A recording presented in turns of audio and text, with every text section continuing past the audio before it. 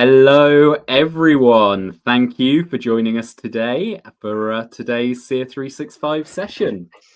I'm Rufus Lunn, ISV Program Lead from Seer 365, and I just want to kick off today's session with a really quick question. Have you ever had a Dynamics 365 project where HR requirements came up and you panic? There's red alerts everywhere and you don't know how to handle it. I know, I speak from experience. I have been in that situation, and different people try different things, right?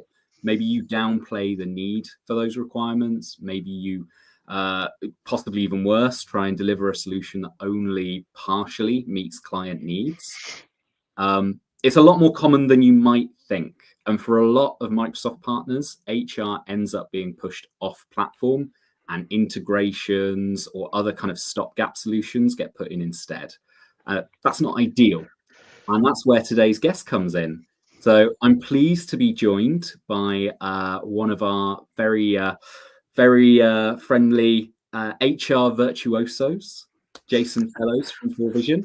And Jason, you're here to present a little bit on how FourVision can deliver HR capabilities. Yeah, absolutely. Yeah, Rufus, thanks for the excitement, right? As always, we've known each other for years, so you've always brought a little air of excitement to any kind of presentations or discussion, so I appreciate the intro. Good. Let me introduce myself. So my name is Jason, and I work for FourVision. I'm in charge of commercials, marketing, and partnerships. That sort of commercial aspect of the organization.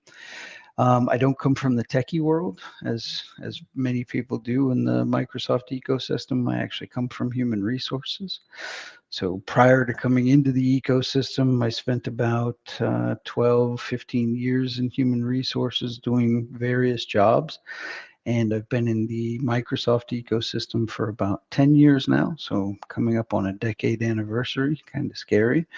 And I've only ever worked in HR ISVs, so two of them in the ecosystem, and always working with partners. So yeah, super great to be here, and cool. So let's get the ball rolling and have a discussion. I think if there's any questions, pop them in the chat. Great. So first and foremost, FourVision as an organization is an ISV, right? And we focus on human resources and human resources only. We've got multiple products, and I'm going to kind of talk you through some of the reasons why you need to have a HR partner or partner that understands HR, how we go about helping the partner ecosystem, and kind of talk about how we do it and what we do it with, right? Good. So let's get it kicked off. Good. So, why do you need a partner? I have these 5 reasons. There's probably a million reasons more, but we'll stick with these ones for today. Number 1, right? This disruptive people management time. Right now is probably, as an HR person, one of the most interesting, crazy times to be in the people management space or in the HR space. And let me give you a couple of examples. So there are companies today that are struggling to find and retain talent in order to do the basic things that their organization is doing, right? And Rufus, you can kind of remember some of these times where, hey, we'd be struggling to find a project manager to do this great project or a technical expert or what have you. So there's organizations still going through that. While at the exact same time, right, there's organizations reducing their workforce. Yeah?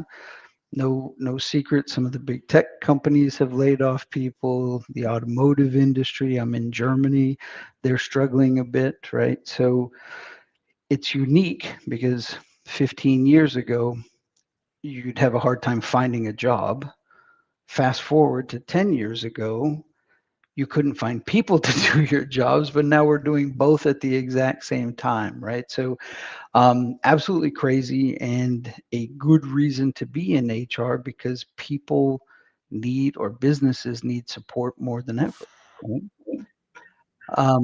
when it comes to benefits, right? My generation, so Generation X, I'm not going to say how old I am. I know I look young, but I'm maybe a little bit older, right? We were happy when our manager said, "Hey, there's a pizza party on Friday, and oh, by the way, we put a ping pong table in," and we thought, "Hey, these are solid benefits. We definitely want to work for a company like this," right? And now we're finding as us Gen Xers are getting into the leadership role, those tricks don't work anymore, right? We're in a situation where people are coming in much savvier, much more knowledgeable, and they want to take care of their careers themselves, right? They want to have a say in, do I progress? Do I stay in a certain field? And they're less likely to look for mentors in human beings, but more in the internet. What can I find out on my own, right? So it's interesting times because that requires a true HR management system, right? With AI built in that can help those employees manage their careers. And then the third one down, right? HR is the heart of every organization. So I mentioned earlier that I've worked in two ISVs, right? I'm not going to name the other one because I'm here, obviously, in my current one, pushing product and partnerships. But in that first ISV that I worked in, I had a great mentor, and I'll never forget. I asked him, and I'm never going to be able to repeat it as well as he said it to me, but the message that I got was, I asked him, "Hey, you don't come from HR. Why did your business even get into HR?" Right? They were an ISV. And he said, not his words, but the message. He said, "Because we're lazy."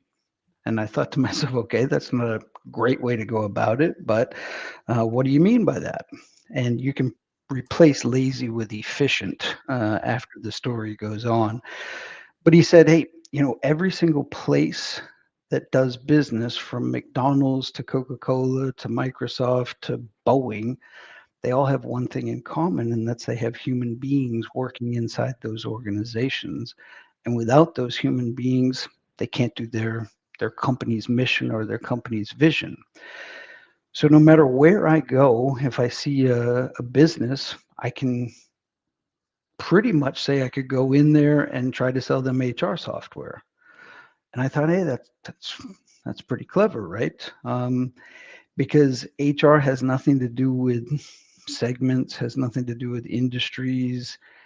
So you're casting a much larger net, right? You can really go in there, you can sell tons of licenses, you can help a ton of people. So whatever your intrinsic reason for doing business or being in this ecosystem is, HR helps you financially, helps you with your soul or whatever if you're just trying to do good things, right? And that's an exciting reason to be in HR. The the next one there, stop saying no to HR projects, right? Rufus, you hit the nail on the head. There's plenty of organizations in the partner ecosystem that have gotten RFPs for exciting companies where they'd love to have this logo on their website, but there was a chunk of HR and they said, okay, maybe we can try and push a square peg into a round hole and get this leveled off or whatever, or they've just walked away, right? Because for whatever reason it may be. And it's a shame because years ago, a decade or so, when I first started here in the ecosystem, not every RFP or tender for an ERP system or for a finance system came with HR, right? But you move to today, there's very limited ERP implementation projects that doesn't come with some kind of HR portion or slice of it. And if you can't do it, you don't have a chance, right? So really the other reason to have a partner is to stop saying no to projects, right? We want to say yes to projects, to keep people employed and all of those things. So And then, are you saying that go ahead.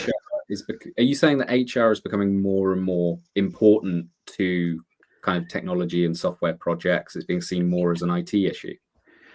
Yeah, I think it's being seen as both an IT issue and a a holistic concept issue, right? So 10, 20, whatever years ago, it would be IT has a project, let's do this, and then we'll either force feed HR something or we'll figure something else out for HR, right? Yeah. And HR was never sitting at the decision-making table in those times. They weren't participating in the internal write-up of an RFP because HR has always been seen as kind of that last wagon in the train, or maybe they're not a, in some leadership eyes, they're not a money-making department.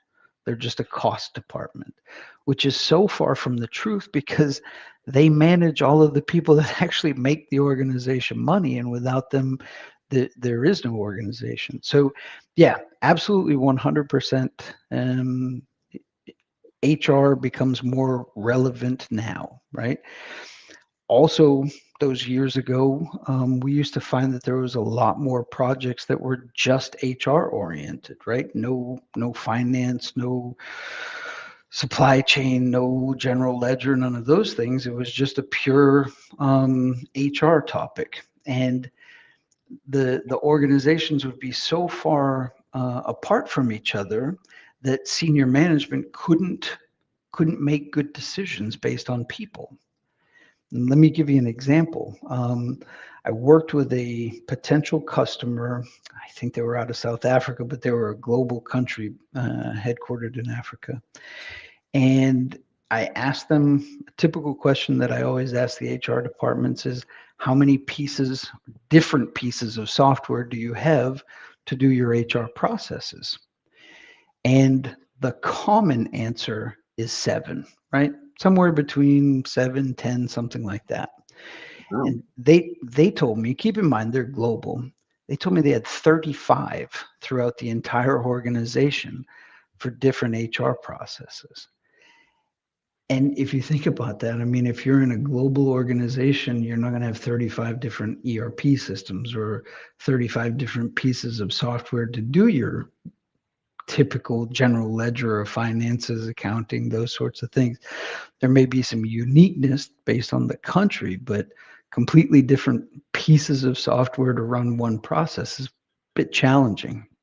So that time is luckily going away, where senior leaders are saying, hey, I've only got so much money to invest in an ERP system or an HR system. Let's make sure they talk to each other, right? Without that crazy integration that you mentioned at the beginning. Yeah, so absolutely. And then last one on my slide here is keeping your customer on Microsoft technology. So funny story, I'm not going to name any names because we all swim in the same circle, but I met a partner at an event once upon a time, right, in this scenario. And I asked him, hey, what do you have for HR? And they said, oh, we don't do HR. Geez, that's voodoo, right? And I said, okay, well, you have customers, right? And they said, oh yeah, we're one of the largest Microsoft partners in this particular segment, and we've got 600-ish customers around the world. I was like, okay, that's a lot. That's pretty good. What happens when one of them comes to you and says, hey, can you help me out with HR? And they said, well, we just tell them we don't do HR. And I said, so you just leave them kind of hanging, or what's the story? No, we've got a couple of off-platform vendors. And I thought to myself, okay, off-platform vendors, who are they? And they told me, and then I went home and looked at those vendors, and those vendors all have like finance system software, they have CRMs, they have various other technologies that this partner has been providing that customer. So the partner is literally opening the door to their customer and saying, here, send this vendor in. And of course, you know that that vendor has an agenda to sell things that's in their portfolio. So keeping them in-house on Microsoft technology helps keep the bad guys out, if you will, right? So to recap this, right, it's a disruptive time and it makes it interesting to be in HR. We got to look at the people that are being employed now. We can make it a little bit easier, right? We can go into any organization and sell product. We can say yes to more projects, and we want to keep the door closed to the bad guys, if you will. And we can help support all of that. Good. And then what is the customer looking for now, right? They're looking for an end-to-end, all-in-one HR solution. So they're looking for a solution that can help them go out and find talent, make sure it's the right talent, make sure they have the right credentials to work for them, to get offer letters out, all of that typical recruiting type stuff. And then once that person's been hired, we want to be able to individually manage that person, meaning develop their talent, invest in their individual talent, help provide them with a bit of a career path, those sorts of things. And then collectively take all of that talent and manage it as a proper team, right? So that entire workforce, putting them in the right places at the right time, putting them in the right customers in the right configuration. And then, of course, Rufus, you, me, everybody else that works for a living, we're not doing this for free. So at some point, we want to get paid. And ideally, the whole process is done in one piece of software, right? This is the ideal situation. And we're really, really close to it. Yeah, not 100% there, but we're really, really close. So it's not really putting a square peg in a round hole. It's putting in a round peg that maybe just needs a little filing, right? So nothing too crazy. It's very much the dream, I think, isn't it, at the moment? Yeah, it is a bit of a dream, right? There's other softwares that come close, but I think if you look at it and you went door to every company in the world and say, have you ever heard of Microsoft and are you using Microsoft products or technology? I'm going to say 99% are going to say yes to at least one of those questions. So why not continue on that path or that platform, right? Good. So how do we do that? When it comes to helping out the partners, we focus on these three things. Now, we have partners that completely outsource everything to us and treat us like we were their HR practice. So they may be doing a finance implementation and then we're doing an HR implementation right alongside them, going cheek in cheek, no problem. Everybody goes live at about the same time. We have some partners that just say, hey, we struggle to present this and sell it, but we understand how to implement things.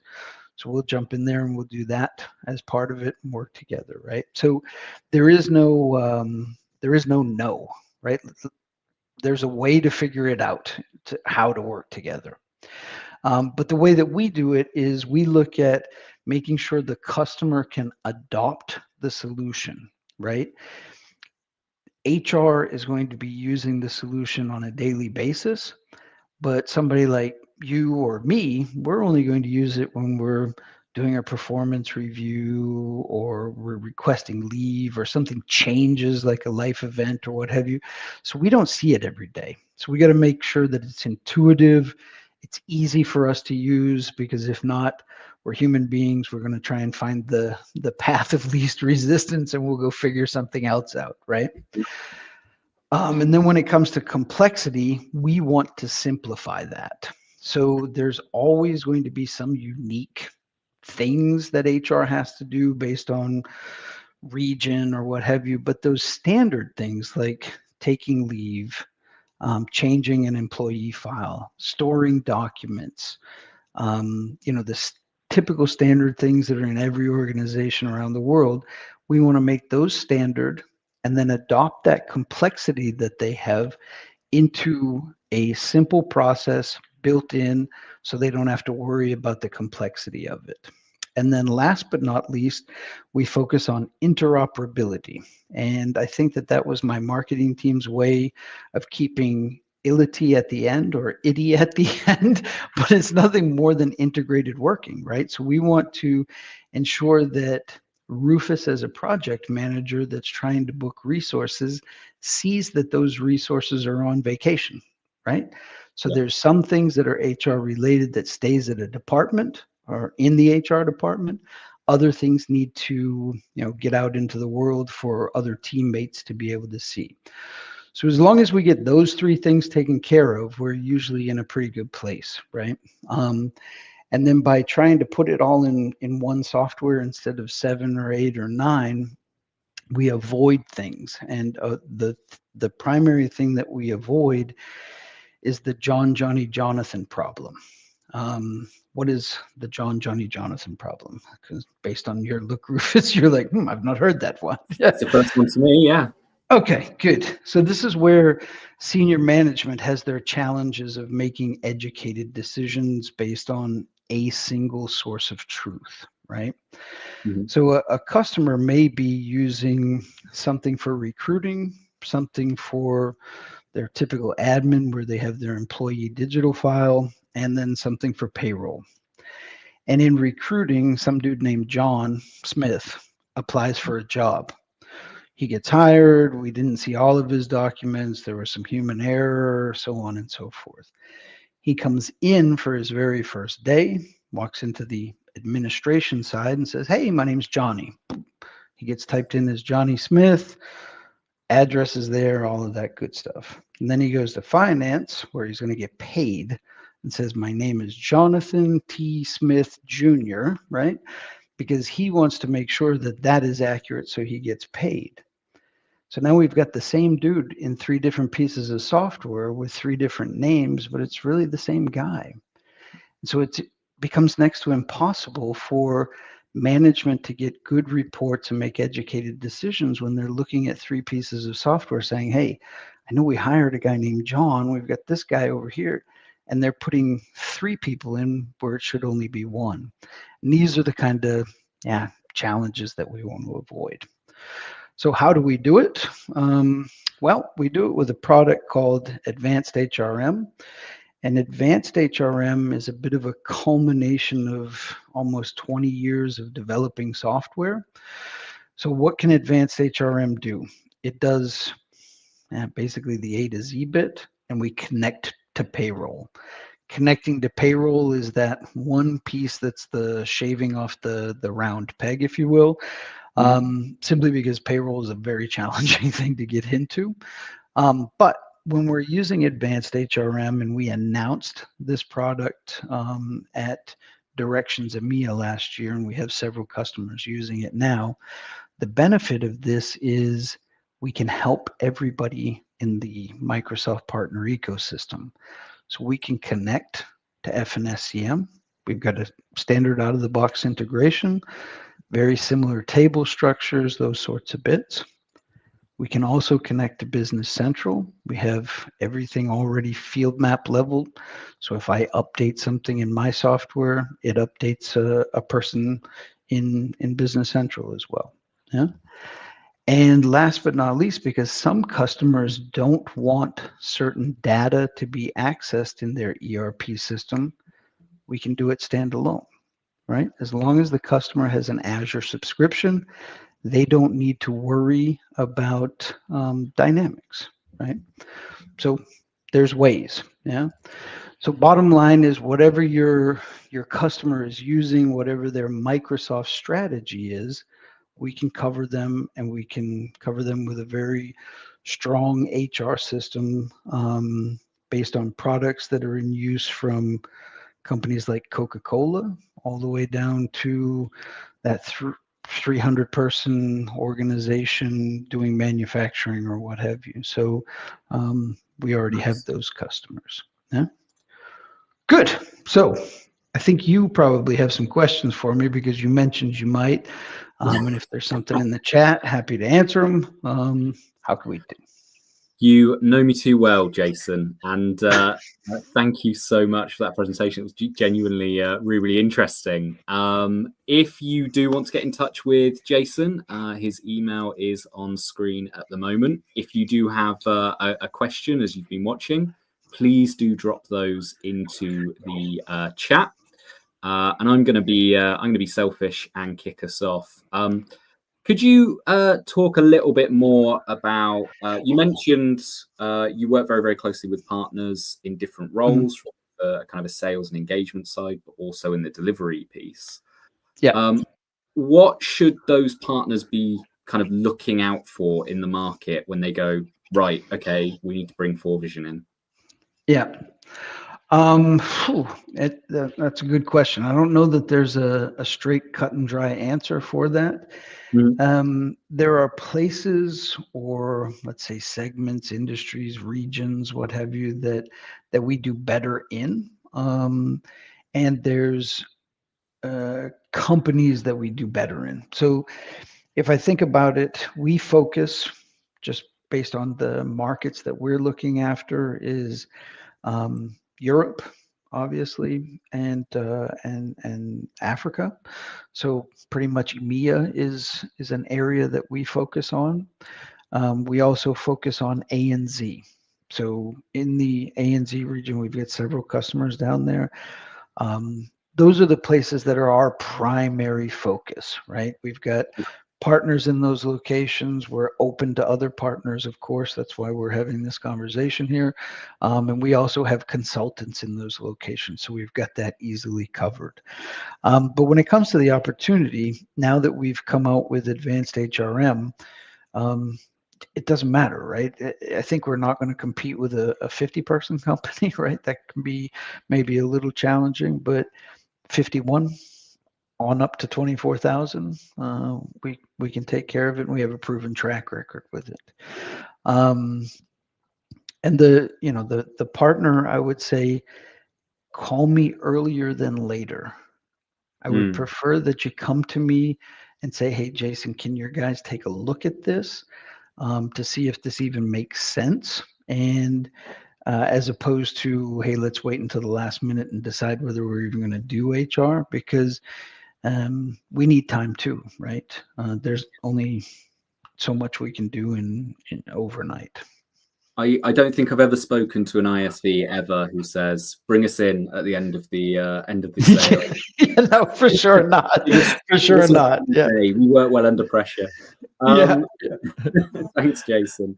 Yeah. There is a question in chat, and what I really like about this one is it was one that occurred to me as well when we were talking about humans are at kind of the heart of HR. Yeah. What is the impact of kind of new AI and new technologies within the HR space? Yeah, that's a great question. It's also cool. I've never used this program before, but I can see the name of the person. So Parag, I appreciate you throwing that one in there. We've known each other also for quite some time. AI is actually huge now, right?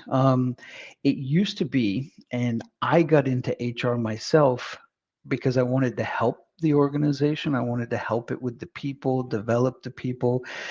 And then unfortunately, somewhere along the way, HR became this, hey, we're going to be the people that do a lot of the paperwork and the report filling out and this manual data entry stuff. So one side of the impact is AI is enabling HR professionals to do HR jobs and not administrator jobs, right? So Yeah. that frees us up to ensure that there's a good, yeah, a good support system for an organization. The other thing that AI is doing is making it so managers um, become better leaders. And I know that's going to sound crazy, but when it comes to things like performance management or well-being management, or hey, is my employee overloaded, AI can help with that by saying, hey, for the last X amount of years, based on these performance reviews, we've seen that at a certain point your person is struggling and they need a different challenge, or hey, this person is working 80 hours a week according to Teams meetings, according to his Outlook calendar, according to other things. Maybe you ought to hire a backup for this. So there's a lot of intelligence that we're getting with AI, and we've actually built a lot of AI into advanced HRM. But also the little things like giving you ideas. We've all written cool job descriptions to go out and hire a new employee, and we've written those job descriptions, we've put them in a folder somewhere, and then we've never found them ever again to use them again. But we're feeding AI so that when we're asking for not a job description, but a more marketing job description, it's taking all of that data and writing job descriptions for us. Yeah. So lots of things with AI, and probably lots more to come. Excellent. And clearer communication, clearer job descriptions as a result of AI. That's Absolutely. all a really, really positive thing for clients as well. Yeah, for sure. Excellent. Wonderful. Thank you, Jason. Really, really appreciate that. So no problem. We've kind of we've come to the end of today's session. Jason, is there anything you'd kind of like to wrap up or summarize with? Yeah, I would say that if you're a Microsoft partner, Dynamics, or Business Central or Finance, and you have an opportunity and you're not sure, hey, can we get this done?